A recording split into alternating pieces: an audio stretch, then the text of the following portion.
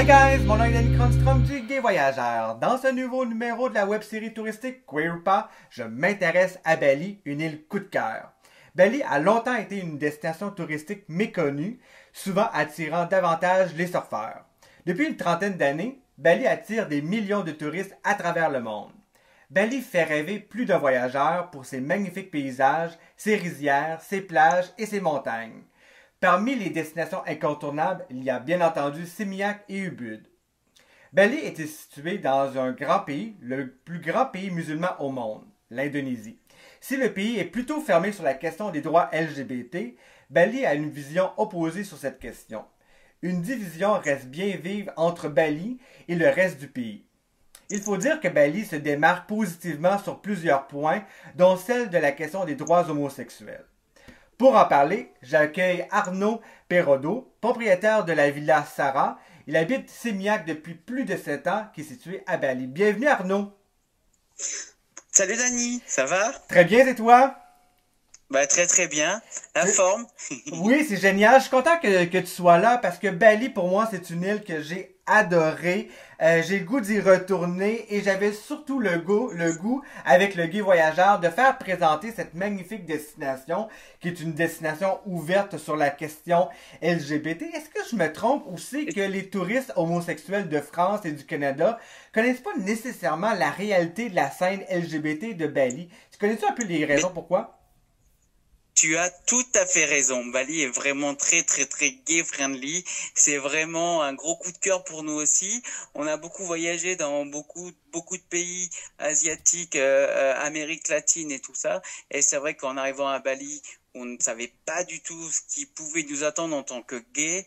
Et ça a été une très belle, très grosse révélation. Ça a été génial. Je pense en plus qu'à Seminyak, nous avons les meilleurs bar gay et gay friendly surtout de l'Asie. Absolument, c'est un incontournable. On propose une scène LGBT vraiment intéressante, mais la question des droits LGBT en Indonésie est vraiment sur le point fixe depuis un certain nombre d'années. Selon toi, quelle est la différence sur la question des droits LGBT à Bali et dans le reste du pays?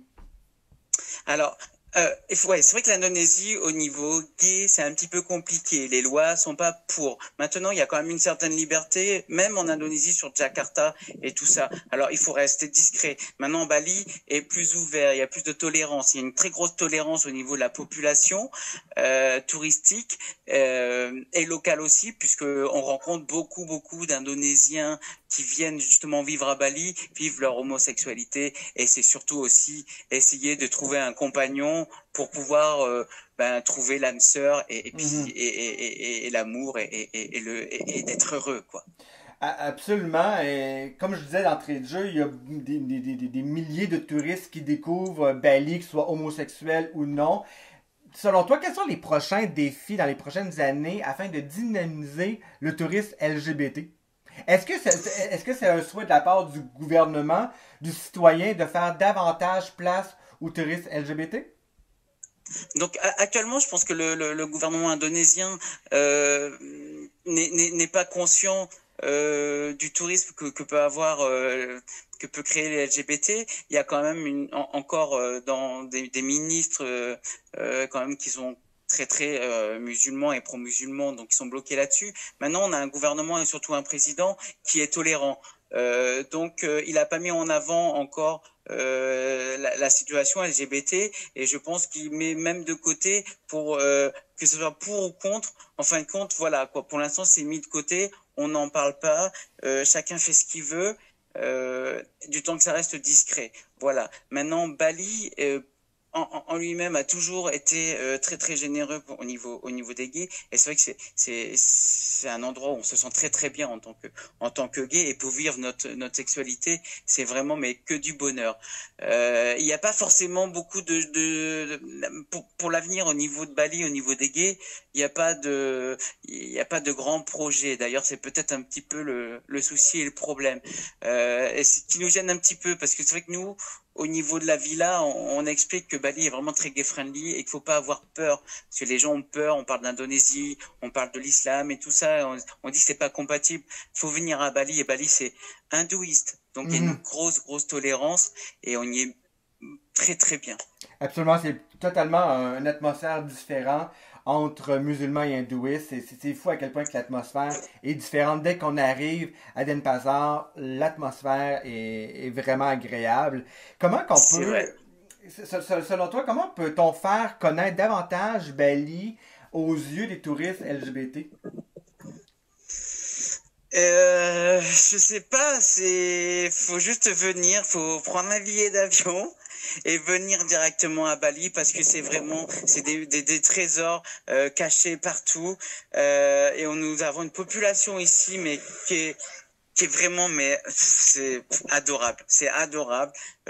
Ils aiment les gens, ils sont vraiment je peux pas dire, c'est un des pays où nous on s'est senti le mieux en vacances. On est arrivé et d'un seul coup, nous avons cette zénitude qui nous est tombée dessus, la gentillesse des gens. Et d'un moment donné, on n'a pas eu ce questionnement en se disant, bah, on va louer un hôtel, on va demander un grand lit ou deux petits lits. Comme c'est la question que se pose la plupart des gays quand on voyage.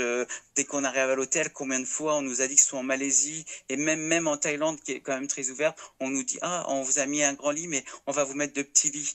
Voilà, là, il y a pas eu cette question, ça se pose pas, on voit les sourires, c'est vraiment, je sais pas comment expliquer tellement ils ont une tolérance qu'on trouve pas ailleurs. Moi, je dis aux gens, faut venir à Bali parce que c'est d'abord, les paysages sont époustouflants, il y a une atmosphère et c'est surtout, c'est super gay friendly. Absolument. Je peux pas m'imaginer à vivre ailleurs maintenant, actuellement. Autant dans le nord que dans le sud que dans le centre de Bali, les gens sont accueillants. Comment tu décrirais un peu la scène gay de Bali? C'est sûr que Seminyak est l'épicentre LGBT de Bali, mais comment tu pourrais la décrire pour les gens qui l'ont jamais visité encore? Eh ben, Sémignac, c'est vraiment la petite perle d'Asie pour faire la fête niveau gay friendly. C'est vraiment il y a une rue où on appelle la rue des bars gays. Il y a 4 bars qui se suivent et il y a les shows transformistes qui sont très très beaux. Il y a les go-go dancers et ils sont vraiment tous magnifiques et c'est ouvert sur la rue, c'est pas caché. On n'a pas un code à faire pour entrer dans un bar caché. Tout est ouvert. On boit notre verre dehors, on discute, on rencontre les Australiens, on rencontre des Russes, on rencontre les Américains, les Européens. C'est vraiment, en plus voilà, c'est très, on a toutes les populations du monde qui viennent ici. C'est très ouvert.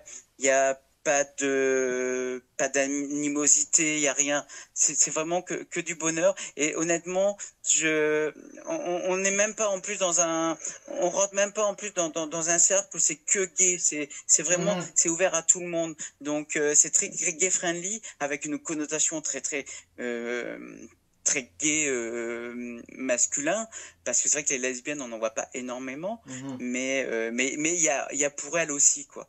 Et c'est surtout qu'on rencontre des gens contrairement à certains pays où dans la rue on trouve il y a des bars mais c'est exclusivement les touristes. Là on a vraiment la population locale qui est là avec nous. Donc, comme je te disais tout à l'heure, ils arrivent de Jakarta, ils arrivent des îles aux alentours pour travailler sur Bali et vivre leur homosexualité plus cachée parce qu'ils sont exposés. Et là, on vit avec eux. Ça veut dire que on rencontre des locaux. C'est vraiment pas fait que pour les touristes. Et il y a cette ambiance où le soir, vous allez vous rencontrer un garçon et le lendemain, il va vous faire visiter Bali. Il va vous dire, allez, pof, on va prendre la motobike et tous ensemble et là on fait visiter Bali et on s'arrête, on mange dans les petits warung, c'est vraiment, et on va s'arrêter chez des amis à lui qui sont en pleine rizière et il y a un échange qui est pas comparable à ailleurs. Ça fait voyager. Tu parles de Seminyak comme étant une destination vraiment incontournable pour la communauté LGBT. Selon toi, est-ce qu'il y a d'autres destinations à Bali qui sont ouvertes et absolument à découvrir lorsqu'on voyage pour la première fois à Bali? Alors quand on va la première fois à Bali, c'est sûr faut arriver à Seminyak d'abord et puis on peut se poser tranquillement à Seminyak. Ensuite, il y a aussi Canggu qui est en train de se développer de plus en plus et qui est aussi un endroit où qui commence à bien bouger au niveau des beach clubs et qui est très très zen aussi. Il y a toute cette communauté un petit peu bobo, un petit peu zénitude, le Mhm. yoga et tout ça. Donc ça c'est Canggu, ça est en train de se développer un petit peu trop pour certains. Après, moi, je trouve que c'est bien. Et après, il faut aller à Ubud. Ubud Mhm. et donc Ubud, Mhm. il y a pas de bar gay, il y a pas, mais il y a beaucoup de, C'est plus il y culturel. a, c'est voilà, c'est plus culturel. Mhm. Donc c'est pour ça qu'on rencontre beaucoup de personnes gay friendly. D'ailleurs, peut-être les gays les plus âgés sont peut-être un peu plus justement sur Ubud, mais ils connaissent Bali par cœur et il y a vraiment on arrive à comprendre même d'ailleurs quand on arrive à Ubud la culture gay friendly de Bali qui a Mhm. commencé depuis des années et des années. Ça veut dire qu'on voit quand même qu'il y a eu des artistes, qu'il y a eu beaucoup d'acteurs Absolument. américains des années 30 qui étaient gays et puis et en fin de compte qui venaient déjà à Bali. Moi, Ubud fut vraiment mon coup de cœur de Bali.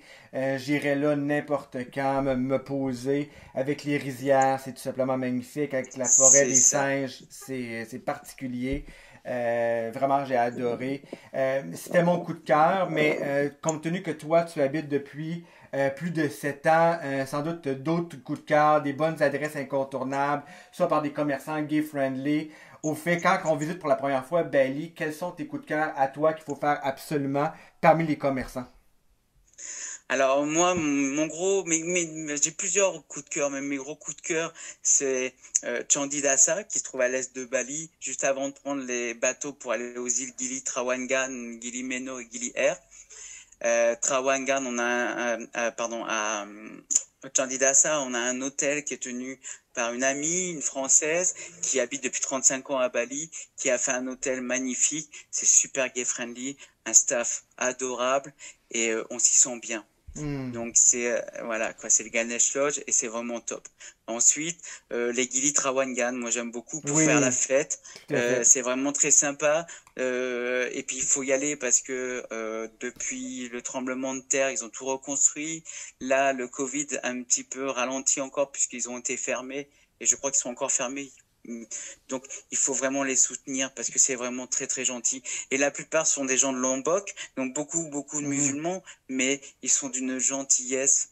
C'est incroyable, incroyable comment on se sent bien en tant que gay. En plus, c'est que du bonheur. Je me souviens qu'à Gili, quand j'étais allé, euh, ça m'avait surpris à quel point qu'il y a un peu d'électricité. Donc, puis moi, c'est le genre d'aventure que j'aime. Donc, on marche sur la plage. Dans mon cas, il a fallu que je marche sur la plage avec une lampe frontale, avec ma propre lumière pour me C'est rendre ça. jusqu'à à l'hôtel. Je m'excuse, mais pour moi, ça, c'est extraordinaire. C'est loin des grands centres touristiques que l'on peut connaître. On décroche, c'est ça que les gens recherchent. C'est Voilà. extraordinaire. Oui. On associe beaucoup Bali aux plages idylliques et même les rizières, bien entendu. Selon toi, quels sont les attraits touristiques incontournables à faire absolument quand on découvre l'île? Alors moi, Bali, c'est mon gros coup de cœur, c'est les rizières qui sont Mhm. vraiment magnifiques. Donc le centre de Bali, aller sur Bedugul et tout ça, où c'est vraiment magnifique, les volcans. Les plages, je suis un fan de plages, mais je ne peux pas dire que les plages à Bali soient les plus belles au monde. Elles sont très belles, mais si on doit aller à Bali que pour la plage, je pense que c'est pas un Mhm. bon choix. Bali, il faut y aller pour la culture, il faut y aller pour les temples, pour rencontrer les gens, il faut y aller pour prendre le temps, Mhm. se laisser guider, se laisser faire, et puis et suivre son instinct tranquillement. Se perdre, on loue une motobac, on arrive, on loue une motobac et on part et on se perd. Des fois, Et sur là, certaines destinations, on peut le décrire en vidéo, en audio, en image. Mais Bali, je pense qu'il faut le vivre, il faut s'y rendre pour c'est bien ça. comprendre à quel point il y a une atmosphère, il y a une culture, les gens sont beaux. Je parle pas du côté physique, je parle vraiment du côté de l'intérieur. Et c'est là qu'on comprend Voilà. vraiment qu'est-ce que Bali réellement. On a une petite anecdote. C'est la première fois on arrive à Bali et on tombe sous le charme, on s'en va.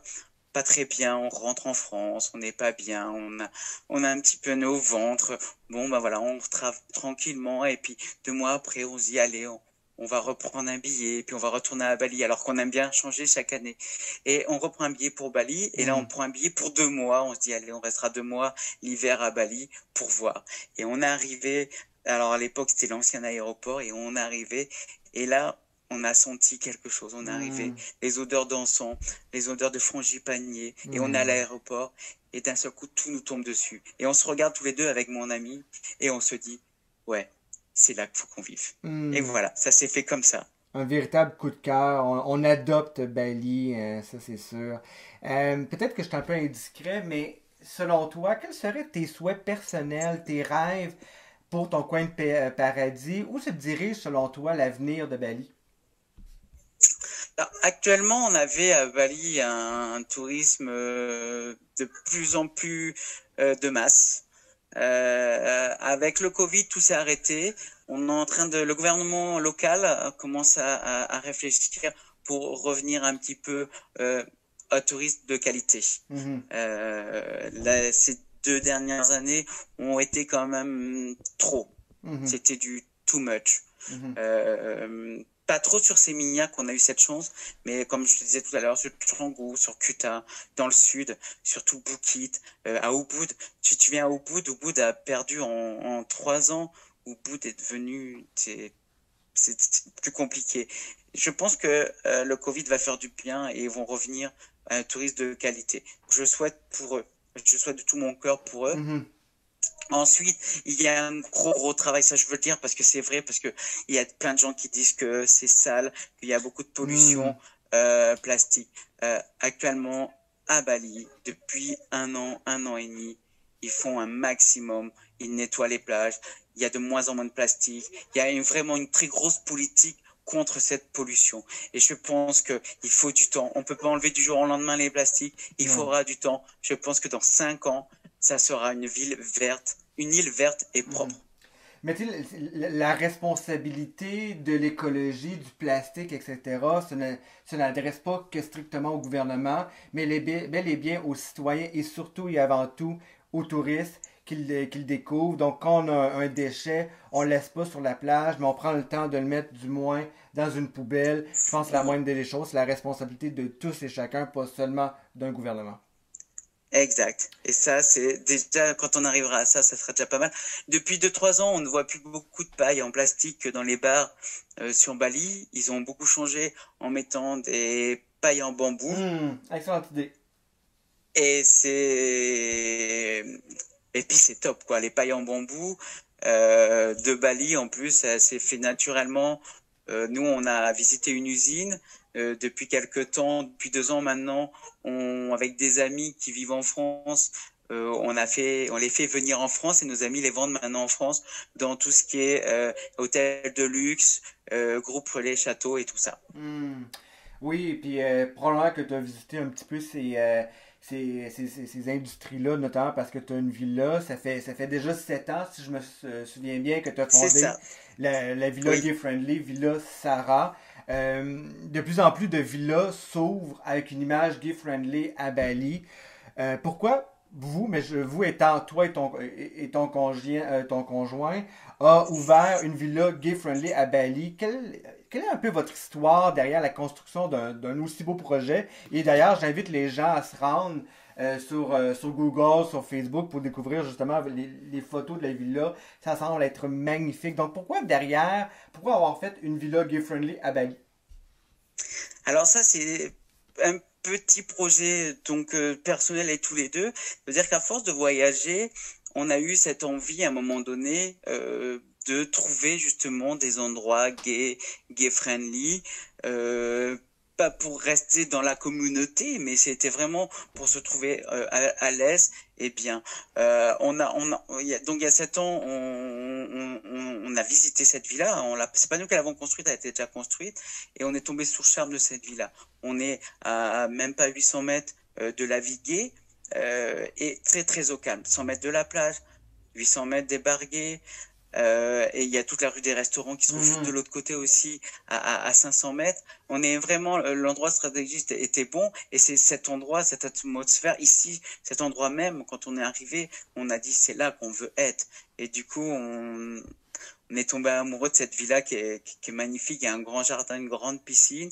Et donc, on a voulu, nous avons une petite clientèle gay quand même qui viennent là parce que justement, d'abord c'est gay friendly, donc c'est pas ouvert qu'aux gays, c'est pas que c'est pas réservé, c'est ouvert à tout le monde. Mais on peut visiter, on peut rencontrer, et on a en plus un personnel, un staff qui est vraiment très gay friendly, qui est vraiment très sympa et qui est super. C'est super important, effectivement, d'avoir que le personnel soit ouvert sur la question de la diversité, parce que les touristes homosexuels, il y en a dans tous les pays, donc c'est important d'avoir cette espèce de conscience-là à faire à son personnel. Le nom de l'émission du Gay Voyageur en format podcast, c'est Queer ou pas. Finalement, j'ai goût de te poser un peu la question. Est-ce que, avant de terminer, est-ce que Bali est en fait une destination queer ou pas? Oui, Absolument. c'est la première en Asie. C'est génial. C'est une évidence. Beaucoup de gens ont dans la tête ou la Thaïlande. Moi, je vous conseille de plutôt venir à Bali. Et vous verrez que c'est complètement différent. Absolument, c'est un coup de cœur. Merci beaucoup Arnaud de nous avoir présenté ton île. Je crois que tu es un amoureux de cette île-là. Moi, de mon côté, c'est sûr que j'en connais pas autant que toi, mais j'ai adoré. Si on souhaite en apprendre un peu plus sur cette destination, à quel endroit qu'on peut obtenir plus d'informations sur Bali? Alors, ils peuvent directement regarder, trouver la Villa Sara Bali et nous envoyer un petit message. Sinon, pour ceux qui veulent contacter et puis qui veulent plusieurs informations, je serais ravi de leur donner. Je connais pas tout, mais j'en connais un petit peu maintenant, et je serais ravi. Ils peuvent nous retrouver sur Instagram, Facebook et Twitter. Donc la Villa Sara se trouve facilement sur Google, sur Facebook, Instagram, dans tous les médias sociaux possibles, imaginaires. Vous êtes présents et merci de nous faire rêver de ton île. Ben, merci beaucoup. Hein. Si vous avez aimé... C'est très gentil. Ah, ça fait plaisir. Donc, si vous avez aimé cette interview, je vous invite à commenter ce podcast, à vous abonner à la chaîne du Gay Voyageur, à aimer et surtout à partager ce nouveau numéro du podcast Queer ou pas. C'est une excellente façon de nous dire que vous avez apprécié cette web-série touristique et cela nous donne des ailes à faire poursuivre le projet. Si vous avez d'autres questions concernant Bali, vous pouvez l'écrire. Si vous avez des destinations que vous aimeriez que le Gay Voyageur vous fasse découvrir, écrivez-le. Si vous avez des histoires à raconter, dites-nous-le. Ça fait un immense plaisir. Écrivez-le en commentaire. La web-série Queer ou pas est là pour ça. Je vous invite également à suivre le Gay Voyageur et la web-série sur la page Facebook, le compte Instagram et la chaîne YouTube, ou visiter tout simplement les sites internet du Gay Voyageur sur gayvoyageur.com ou le site web de Queer ou pas. Merci beaucoup Arnaud, ça a été un agréable moment. On se retrouve dans un tout nouveau numéro de la web-série très prochainement.